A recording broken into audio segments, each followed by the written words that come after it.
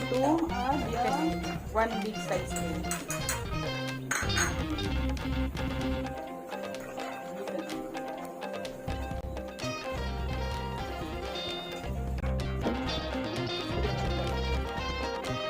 Egg rice with pork adobo. This is for my daughter's lunch today. I use canola oil, healthy oil, canola. I added a salt. Leftover rice. Okay. The leftover rice. You can easy na.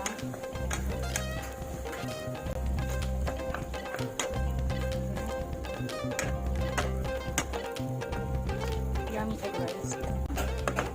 Pork adobo then. We're going to add pork adobo.